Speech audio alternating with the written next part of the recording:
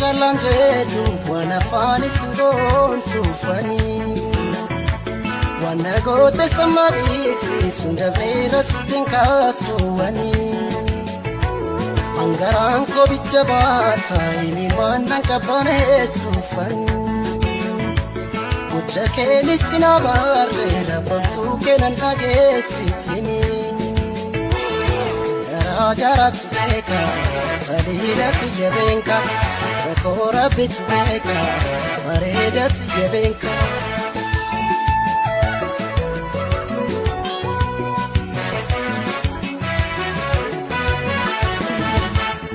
Onento simale kambiran jalatu Chito simale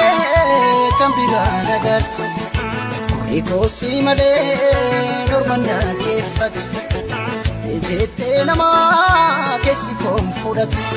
Atis kanalalte Namiskinti chake garba ke dagate Rabbi len sodane chubuna ratolte Wangaran ke adegote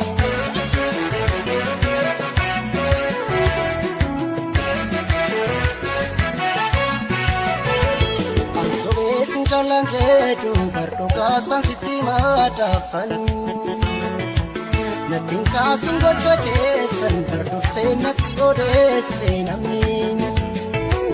Karena tur managenya ganani dafakalat tufan Kusani kanam balesin kisa koku barracha lawani Gara tubeka salila tiyebenka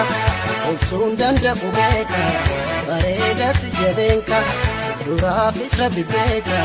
Bareda tiyebenka Sakora bitubeka Salila tiyebenka Rako jirumbeka Bareda tiyebenka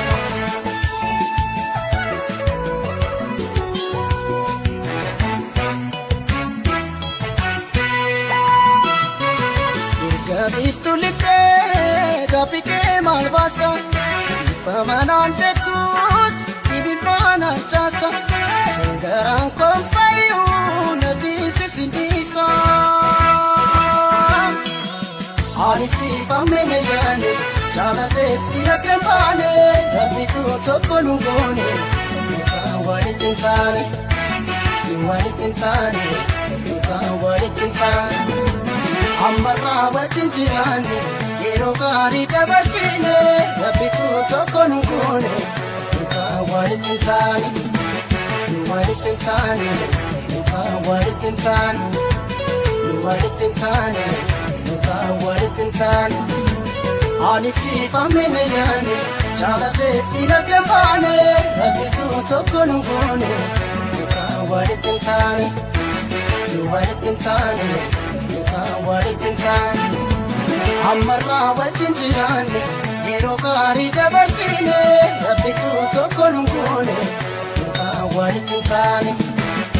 Wali tintane Wali tintane Wali tintane Wali tintane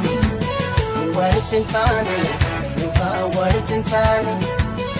Wali tintane